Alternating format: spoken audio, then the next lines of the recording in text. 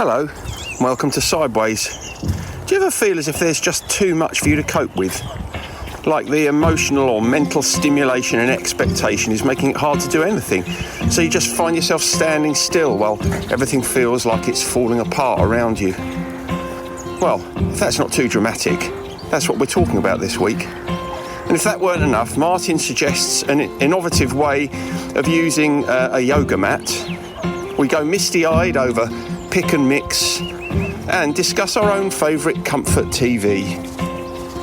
Overwhelm.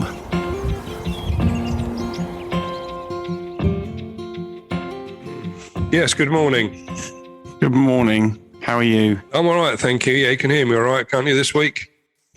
Well, yes. You can. Well, that's good. Yeah, you all right? You've been out with the dogs? Been out with the dogs. You look as if you've got a Scotland 1974 World Cup tracksuit up on. Oh, it's black rather than dark blue, but similar, isn't it? Oh, well, it's difficult to see over the technology. It is, yeah. Yes, it's not a faithful representation of colour, you're right. Mm-hmm. Anyway, should we crack straight on then? Are you all right with that? If you want to, yeah. I'm not in the mood for your sort of small talk. You're not in there. You don't want to do any foreplay. No, I don't. Thank you very much. Like most men. Absolutely straight in, mate. Straight to the subject matter. Okay, yeah, go on then. Let's crack on. Well, I was going to talk about, this was one of your ideas that you had recently. You had a bit of a purple patch, didn't you, recently? Well, let's be honest. I come up with a lot of ideas, don't I? You had a flourish. But the subject matter that you did come up with, which I thought was quite good, was feeling overwhelmed. Yeah. I mean, this comes up all the time in groups, as you can probably imagine. It's one of the reasons why drink and drugs can become quite an attractive option. And it's often cited as a reason why people lapse or relapse. So it is an important subject. Yeah, I mean, I suppose it would be true to say that we all feel overwhelmed from time to time, don't we? Yeah, we do. We do. So, yeah, so it's I think most of us can relate to it, regardless of our addiction status. I used to feel overwhelmed. Do you remember when Woolworths existed? I do know. I was reading about that just yesterday, about the demise of Woolies off of the high streets of the UK. Yeah, well, I used to feel a bit overwhelmed standing at the pick and mix in Woolworths, trying to decide what to have. Too much choice, mate, isn't it? Wasn't there? Exactly. Have we done choice? I don't know if we have, because it comes up. I feel that sometimes when I'm going onto Netflix and having a look through that, and you think, we definitely ought to do that. Much. We definitely ought to do that, because we've been sold the lie in Western society that choice is freedom, but it's not. Anyway, let's not get on to my preferences at the pick and mix. No, we won't. No, because we'd be here all day, wouldn't we? It always annoyed me though that the things that you most wanted tended to be the heaviest, and therefore you could have fewer of them. Yeah, that's right. Yeah. Yeah, it was a delicate balance, wasn't it, to get it about right? So you had a bag that felt quite full, but didn't cost the earth. Correct. That's why it was overwhelming. It was overwhelming. Yeah. But in fact, just before we start, I was walking past Woolies actually on Friday morning, where Woolies used to be.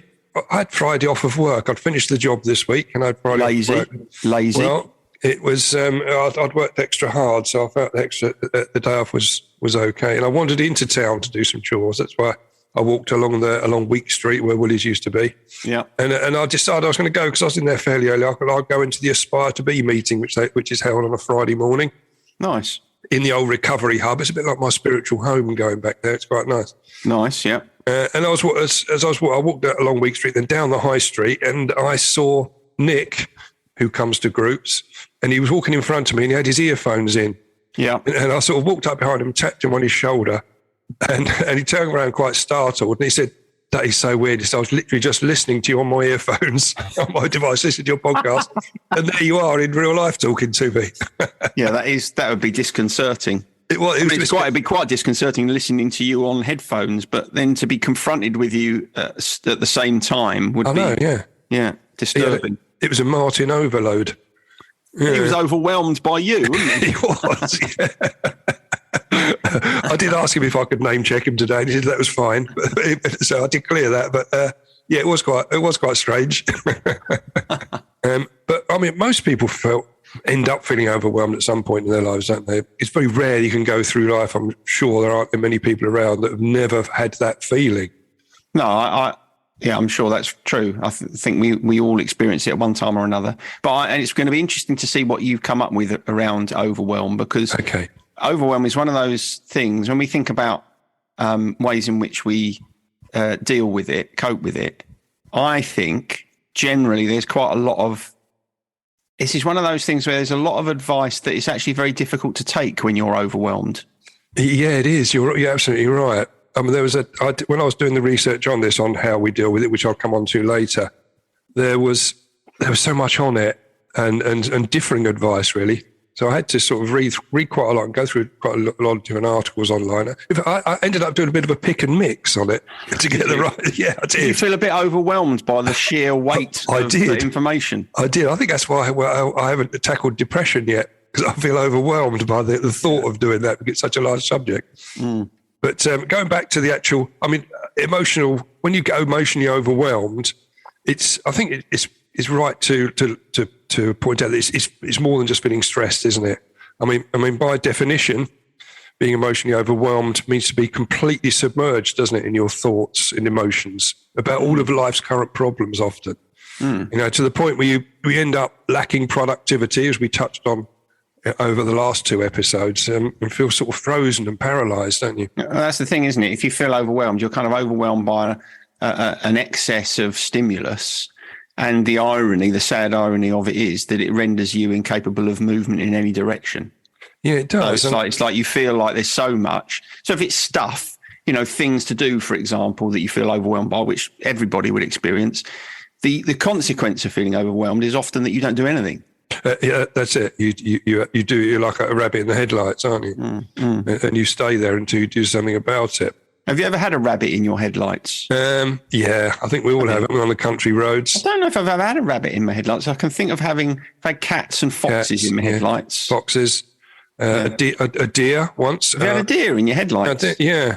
What about a moose? I don't think they're indigenous to the UK, are they? A zebra? None of those either, mate. Actually, this could go on, couldn't it, for a while? It could go on. You were in the wrong. I'll leave it there. A horse. How about a horse? Pony?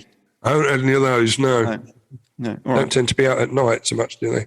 But anyway, I was looking at what causes us to feel overwhelmed. There's a whole list of things, and I think a lot of us relate to some of these. It's sort of a bit of a pick and mix, really. A lot of these will be, you'll have some of them at some points, but it seems to be, from my own personal point of view, looking back, it's when a lot of them aggregate up. When you get too many of these things going on at the same time, I think that's what happens. I think individually you can sort of pick them off, but things like with relationship issues seem to be quite a big one to make you feel overwhelmed, especially if it's in conjunction with physical or mental health issues. Yeah, that can be right. Or demanding jobs. I think we've both been there where that can make you feel overwhelmed, as we touched on again the last couple of. I just used to go and sit in the toilet and hope it went away. And it never did it? Well, not really, but you took a break from it. Surprising, actually, it works. But surprising in the corporate world, how often you can employ strategies where you do ignore stuff and it does go away. I mean, emails are a classic example of that. I've probably told this story before, but when I was in the corporate world, so here's a tip for you if you do work in the corporate world. Ignore all your emails. No, I used to, how you get kind of CC'd on emails all the time. Yeah. In the sort of business world. Yeah. Well, I set some rules in my email system so that everything I was CC'd on went into a separate folder. So the only things that came into my inbox were things that were sent directly to me. Oh, okay. And my intention was, I'll prioritise the things that sent directly to me and I'll deal with the CCs later. Actually, I never even looked at the folder with the CCs. And, there would be thousands of emails in there. People had CC'd me on stuff. Nothing ever happened. It was like, it was probably 75% of my email that I managed to get rid of, where it's just other people covering their arse, thinking, I better copy him in. Yeah. And I didn't do anything about it and nothing bad happened. So that's a kind of classic example of where I would have been overwhelmed by 274 emails a day. Yeah. But actually I could just about cope with the, 63 I was left with or whatever. Right. That's a top tip. Yeah.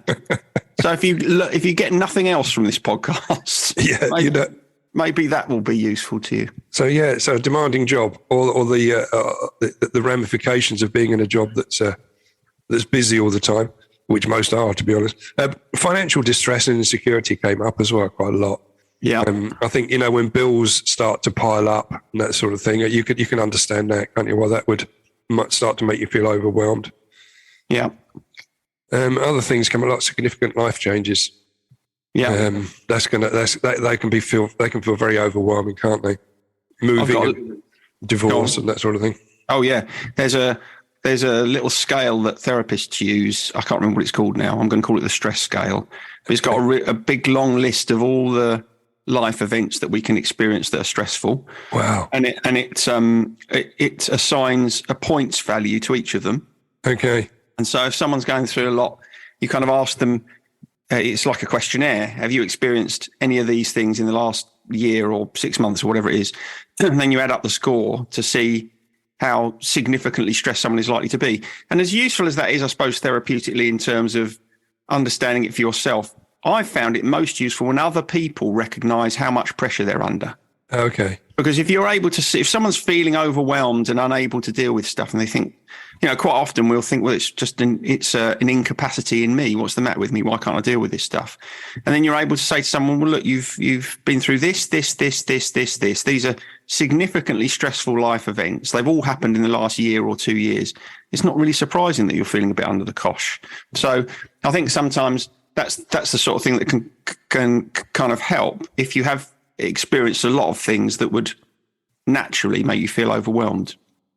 That's it. So it was like a league table, was there? So it's like a league table.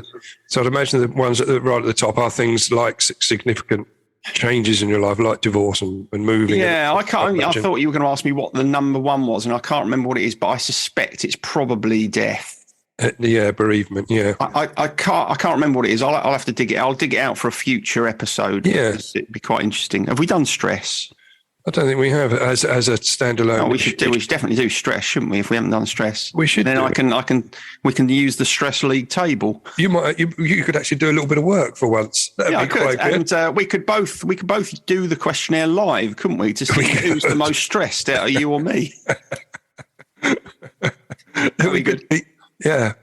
I have a little formula actually that I think about when I think about overwhelm, because I think there are kind of three factors that go to make to create overwhelm.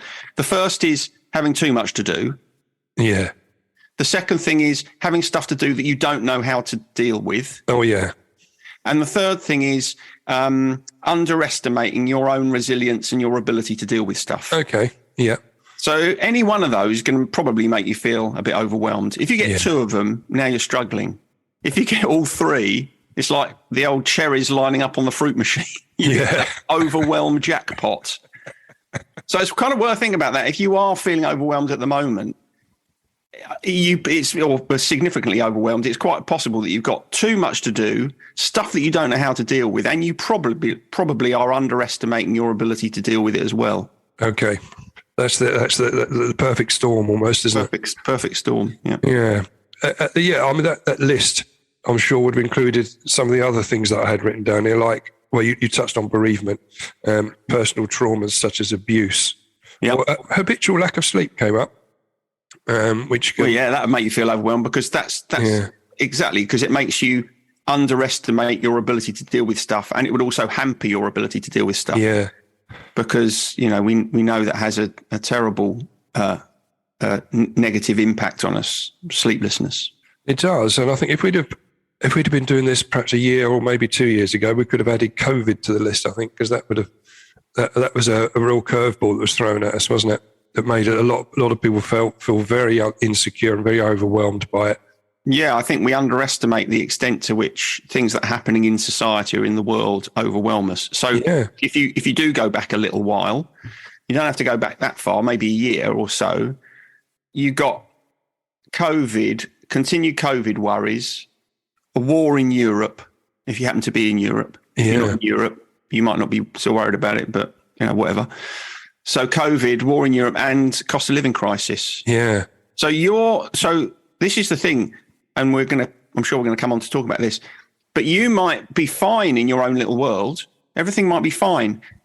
But that doesn't stop you feeling overwhelmed, because when you look outside of your world and you see what's happening everywhere else, you can think, well, even if I'm not being impacted by that yet, there is a point at which I can see that I am going to be. And that immediately will start to make you feel, or can start to make you feel overwhelmed. It does. I mean, one of the points that I'll come on to later about when we're looking at how we deal with this was to stop watching the news. Because I think we do get a... when I did that during COVID, I was avidly watching the news watching those figures go up, and I thought, this is doing me no good at all. Mm-hmm. So I stopped. And in fact, it's a habit which I've kept up with. I'll dip in and out of the news now. Yeah, because it's generally bad news, isn't it? And it does make you feel. Yeah, I had, as you can imagine, a lot of people who were struggling, feeling overwhelmed at that time, and that was one. I think that's one of the kind of core pieces of advice. Limit your exposure to news. Something terrible's happening, you're going to hear about it. Don't worry about that. But I couldn't stop myself from checking the news first thing in the morning. That was just, I had to do that. So when I wake up, I'd check the news, and then I'd leave it until the evening. It would be like, I want a day free from all that clutter, because as you said, it's not helping me. It's not. You get snippets when you got the radio on at work during the day. You get the news bulletins come on, but it seems to be a bit more gentle than sit down in front of the 6 or 10 o'clock news and visuals that are coming up and everything. Yeah, so I don't watch the news as often as I used to. I think one of the worst things about COVID and feeling overwhelmed was, as you said, when it started, you start to look at the daily infections and deaths. Yeah. And not only does that kind of getting you thinking about the size of the problem, but of course, it quite often led you into a false sense of security, because you'd think, oh, the numbers are going down today. And then 2 weeks later, they'd be going through the roof. Yeah. So you were on a kind of constant roller coaster of anxiety. It's terrible. Yeah, it was. Yeah, and I think we've all sort of learnt from that and come through that and have different strategies. So there were positives to come out of it, but it was horrible at the time, wasn't it? Yeah, and that's what I mean when I say we underestimate our own ability to get through stuff and to be resilient. When that started, everyone, was like the rabbit in the headlights that I've not experienced, but you have. And, as time goes on, you find a new level, don't you? You do. You're right. But what I looked at very briefly, because we're not doctors, we don't understand all these things about what gets released here and what doesn't get released. But I thought it was quite interesting just to... It's a quick couple of sentences about what happens medically when we get stressed, when we feel overwhelmed. Nice. Well, you're on your own here, mate, because I don't know. I'm just reading this virtually verbatim because it's. But I think the reason I put it is just that we can. I think it's useful for us to understand that it is something physically happening within us. That it's not all psychological. There are reasons why things are happening. And so I read it out. It says emotional upheaval releases cortisol, which is the stress hormone, when you begin to feel overwhelmed. At that point, the cortisol surges through your body and leaves you overloaded with intense emotional anxiety.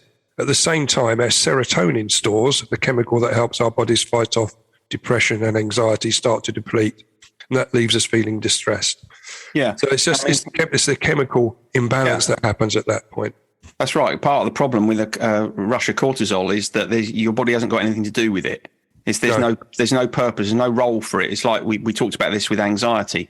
So if you've suddenly got an excess of cortisol, if you've suddenly got an excess of adrenaline, that adrenaline's got to be used in some way. And if it isn't being used to fight off a lion or run away from someone with a knife, which of course it isn't when you're feeling emotionally overwhelmed, where does it go? It goes into your thoughts. Mm. So it goes straight back into your thoughts. And that's why we're so good at kind of catastrophizing when we get into that loop of overwhelm, because we don't think about a kind of logical, rational way through. We think about how terrible everything's going to get because we don't have an ability to deal with it.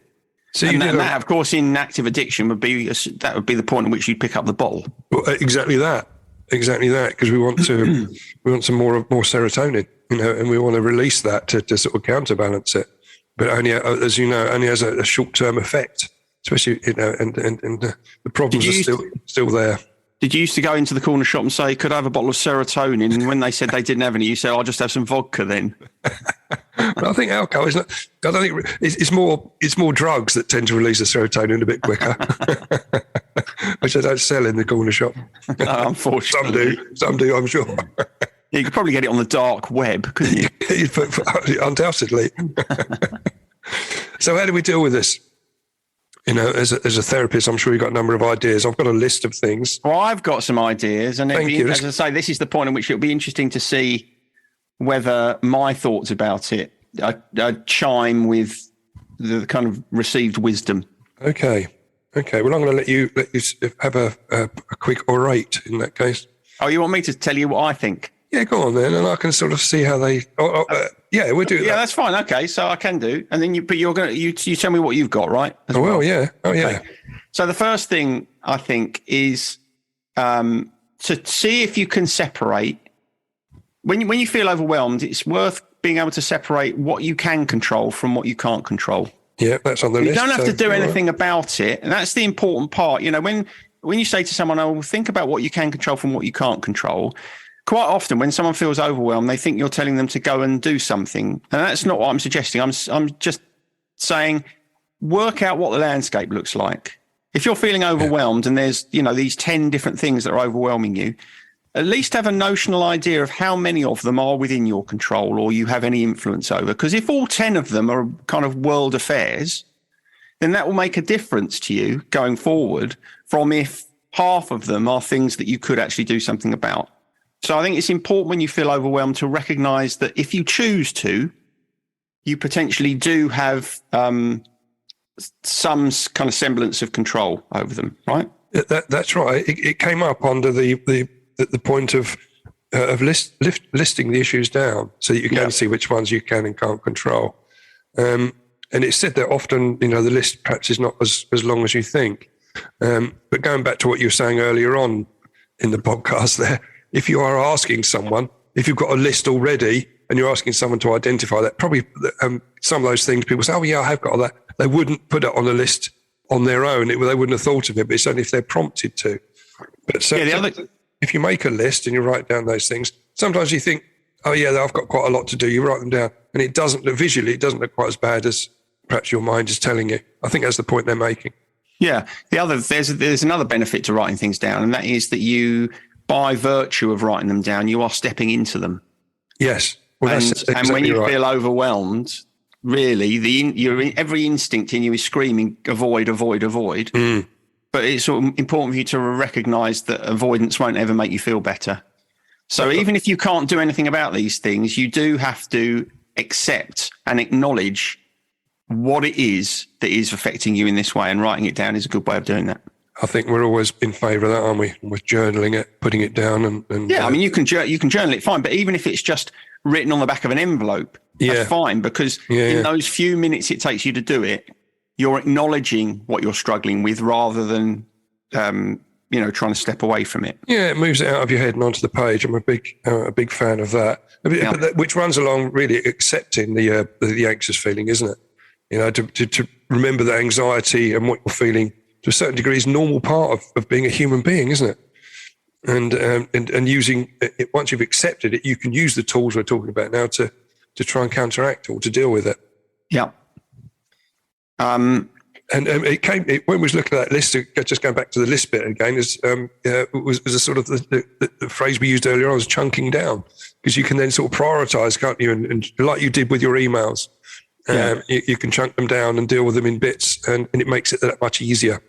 Yeah, I mean, it's important, I think, to recognise that is a separate step, and you might not be ready for it. So the whole idea of doing something about things you can control might appear to be quite a small step, but it might feel to you as if it's enormous. And I think that kind of brings me on to another thing that I think is important when you feel overwhelmed, and that is to kind of be gentle with yourself.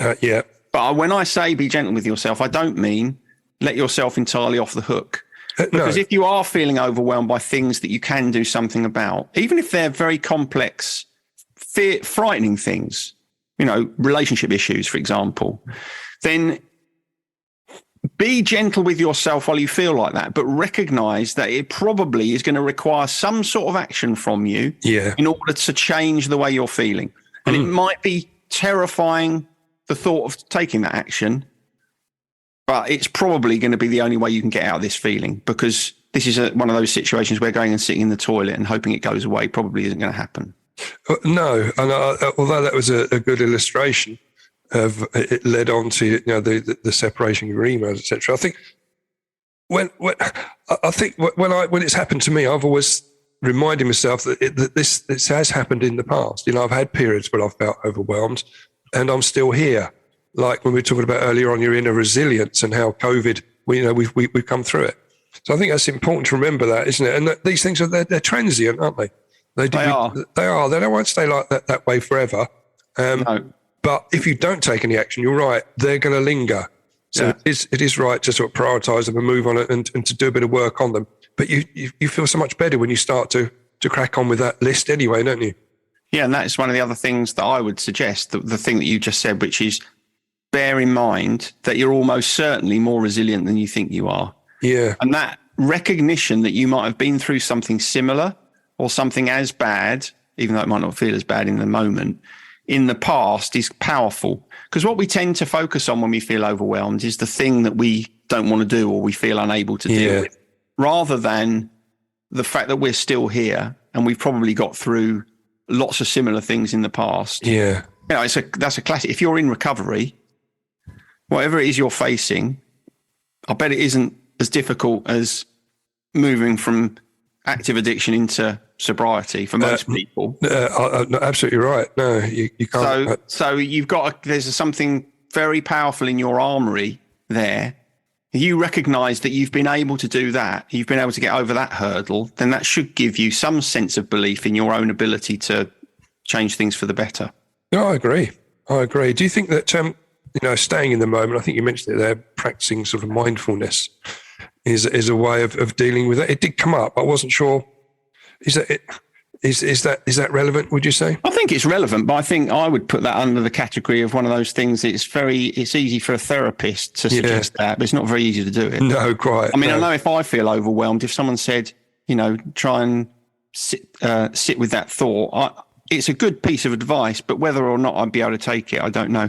I think when you're feeling overwhelmed, it's one of those situations where people need some sort of practical guidance as to how to move themselves from the most acute aspects of those feelings. Because certainly when I feel overwhelmed, I feel unable to do anything. But I also recognise that I'm probably going to continue to feel unable to do anything until I do something.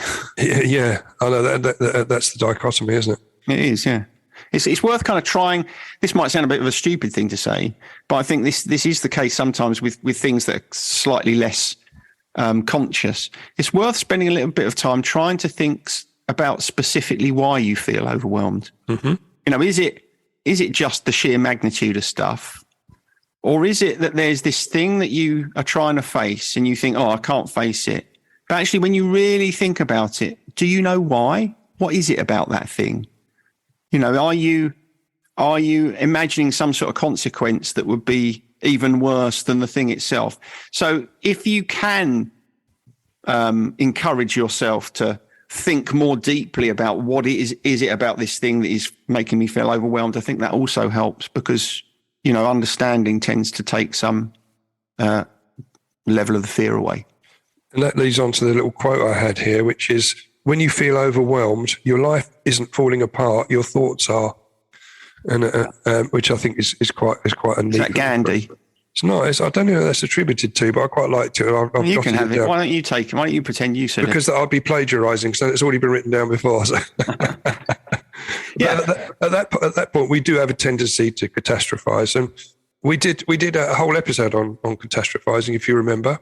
Do you remember? No, I don't really. No, season 1 it was. Worry about it. Season 1, episode 26. I looked it up. Oh, wow.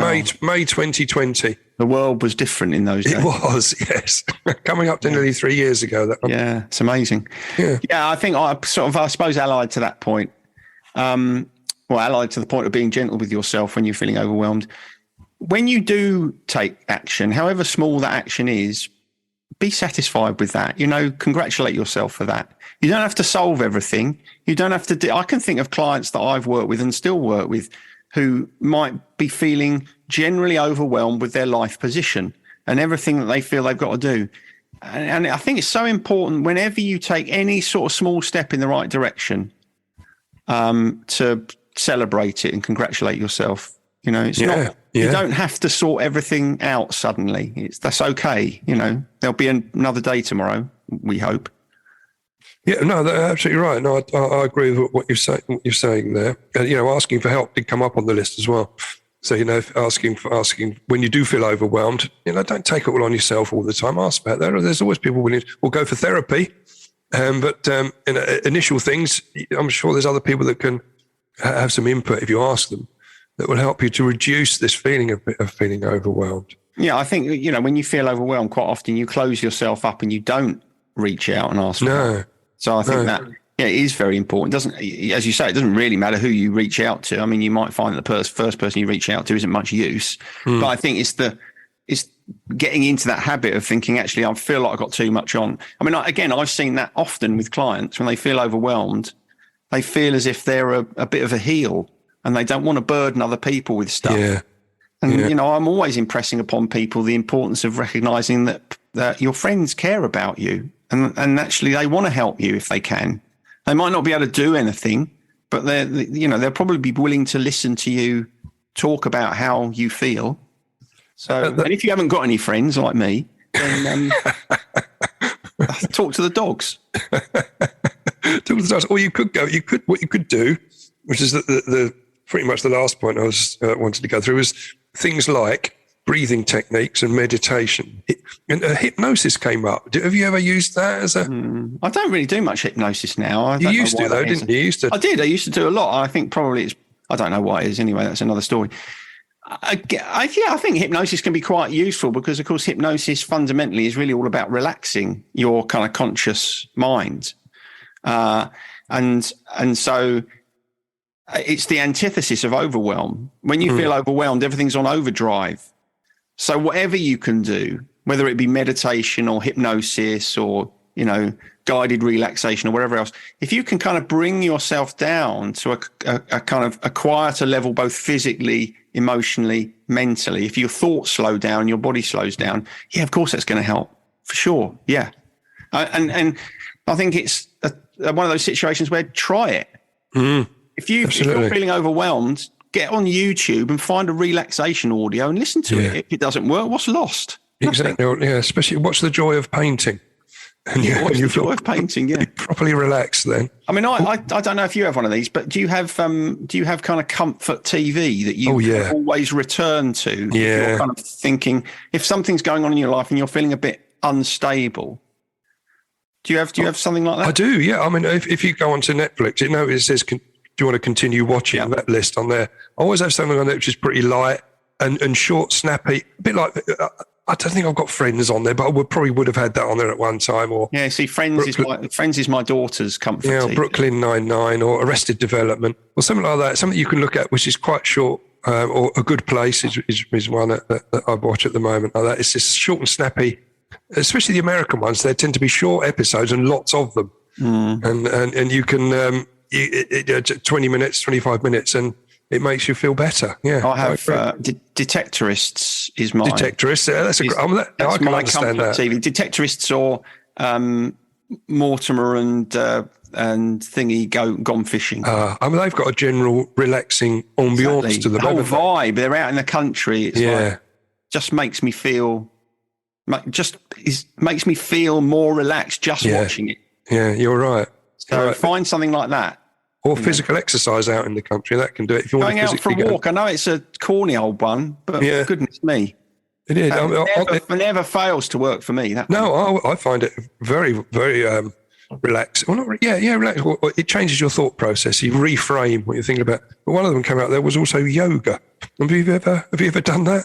No, it's funny. I think I said this before, haven't I? That yoga is one of those things that I've always thought I ought to do that. I think I'd really enjoy it, and I've never done it. It's funny because I don't know what's going on there. No, well, I did try it for a little while. It's just because down at the Recovery Hub when I was doing my rehab course, they had yoga, and I thought, no, I don't really want to go there. But then the yoga instructor came along, and I sort of fancied her. You know, I had the hots for her. I thought, I'm going to go and do some yoga. So you did some hot yoga then? I went to. So I went in there. I wasn't very good at it. I went in there. It was quite good fun. But I did actually buy it at one point. Then from a charity shop, I bought a yoga mat. right? But I never actually used it because in the end, I cut it up and used it for insoles for my shoes, which I found quite relaxing, cutting them into the right shape. You didn't date the yoga teacher then? I didn't what, sorry? You didn't date the yoga teacher? Unfortunately not, no. Suddenly, I think that there was a contract for a couple of months to do the yoga, and that's it. She disappeared, never saw her again. It was a great shame. Well, maybe the feeling wouldn't have been reciprocated anyway. I rather doubt it, but it was all rather nice at the time. I'm just thinking about cutting up a yoga mat to make insoles for your shoes. Yeah, insoles. Quite thick, aren't they, yoga mats, though? Yeah, but that was like... It's like walking on air, was it? Yeah, it was lovely. It was like you invented Nike Airs, didn't you? I invented memory foam insoles virtually. Yeah. Now, memory foam, you couldn't really cut up a memory foam mattress as an insole, would you? No, you couldn't. Unless you had a real stack heel there. You look like Gary Glitter. It'd have added a couple of inches to my height. Yeah, I'd been walking. I'd been walking very tall. But the last one that was.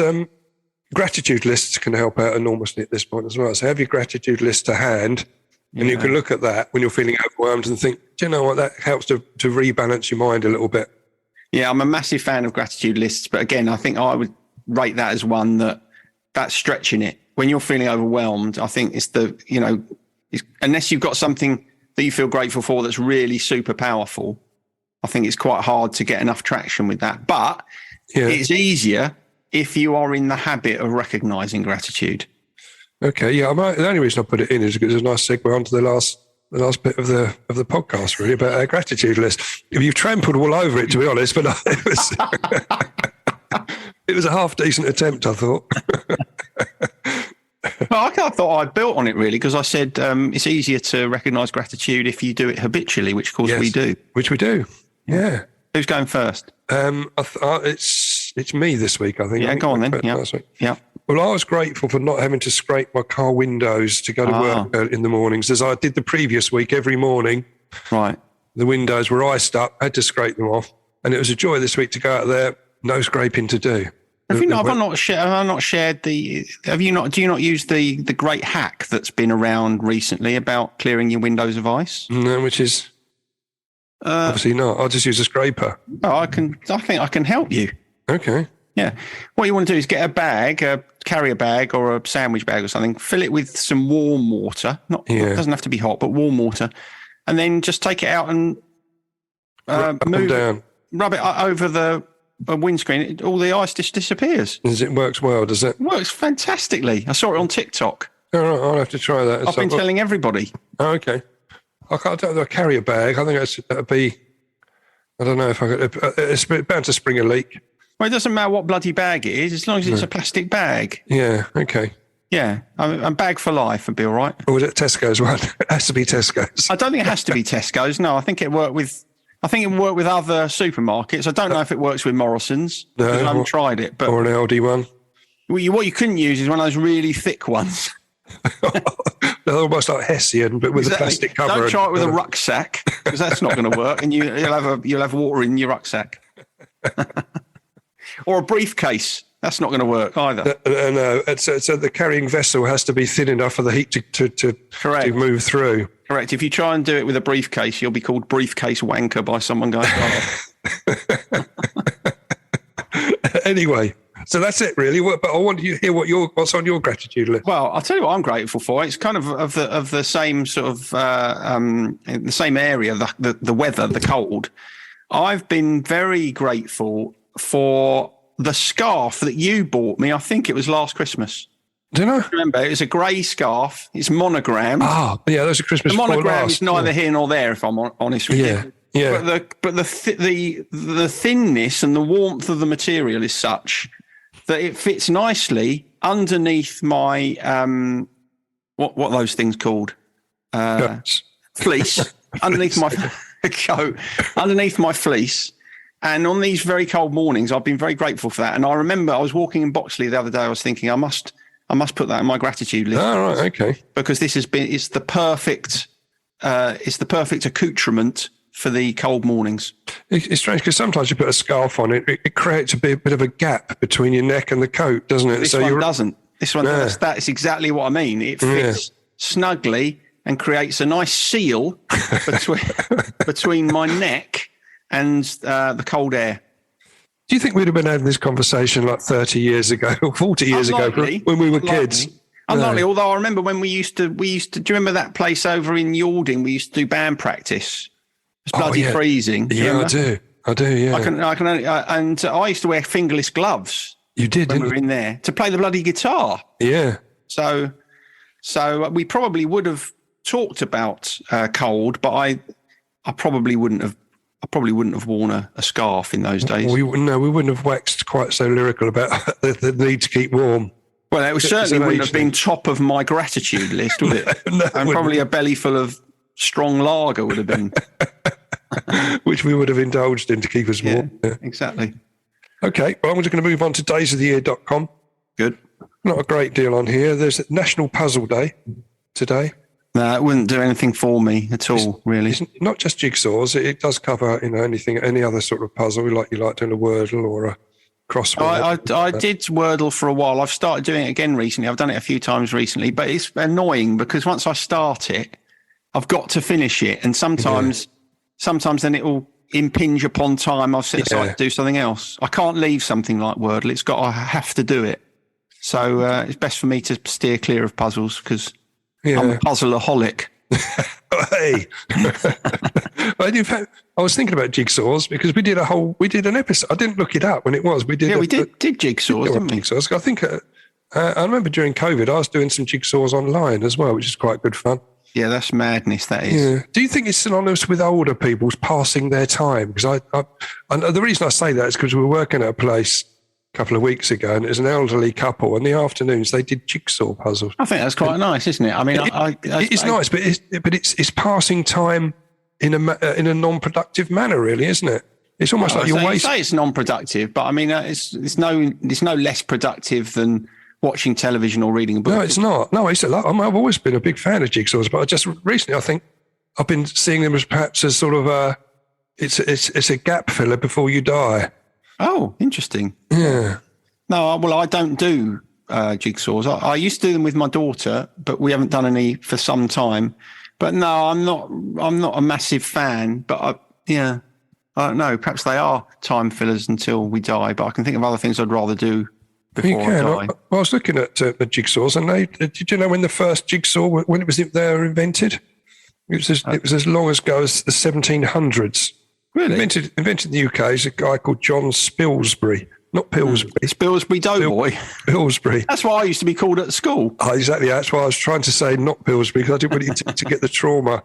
You triggered me now. But he invented it. He did jigsaws of maps and to sort of cut out the shapes of the countries so kids could put them in where they were supposed to go. And he needs to get out more. Geography. He needs to get out more, and that's rich coming from me. Well, it is. Well, it leads on nicely because today's is National Curmudgeon's Day, so you're allowed to be a grumpy fucker for a day if you like. Excellent. That's good. Is curmudgeon a Scottish word? I think it sounds like it should be a Scottish word. Sounds Scottish, doesn't it? Yeah. Would you consider yourself curmudgeonly? No. No. Would you consider me curmudgeonly? Right now you are, yeah. I think I do sometimes have a tendency to be curmudgeonly. I certainly think I come across to other people as curmudgeonly and a bit standoffish, aloof. Yeah. I can understand that. Yeah, but I'm not sure I would celebrate Curmudgeon's Day. I don't know if it's a celebration, but you're allowed to be that today. So if you can do it. I don't need someone else to give me permission to be a curmudgeon. You could do it guilt free. I wouldn't feel guilty about being a curmudgeon anyway, I'm afraid. So, you never do. No, I don't. Okay. Well, the last bit was on this day in music. Yeah. Not a great deal about really. In 2014, there's over 100,000 people signed a petition to deport Justin Bieber out of the USA. Which is a bit harsh, isn't it? They wanted to send him back to Canada, so they got a petition up. Which I think once you reach over a certain amount, the same as in the UK, it has to be read at parliamentary or Senate level, doesn't it? Excellent. Yeah. That's a bit of a waste of time. Those people would have been better off spending their time doing a jigsaw. They would have, yeah. Poor old Justin. He's all right. I don't mind Justin.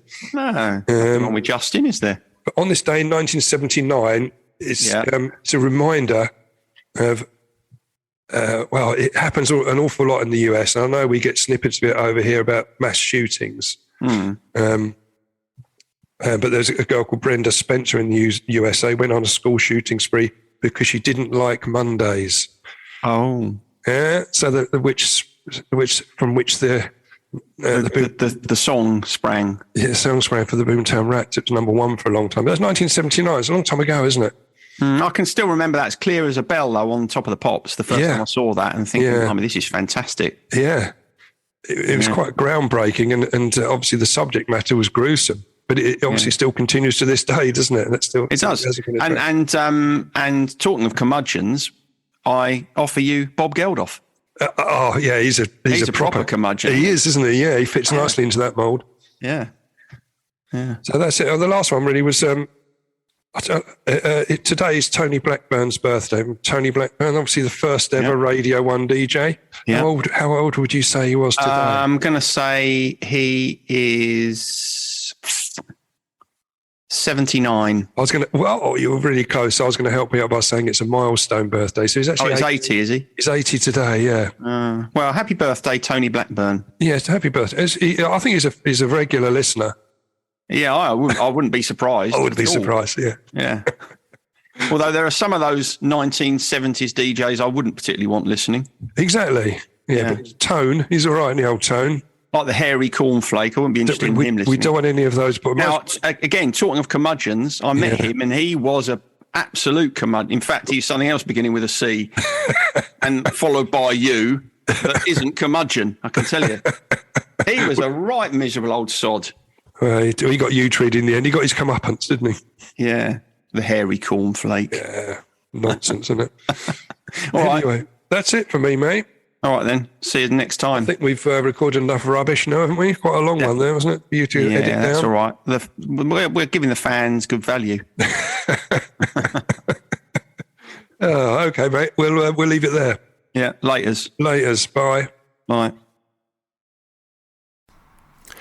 Sideways was created by Graham Landy and Martin Pankhurst.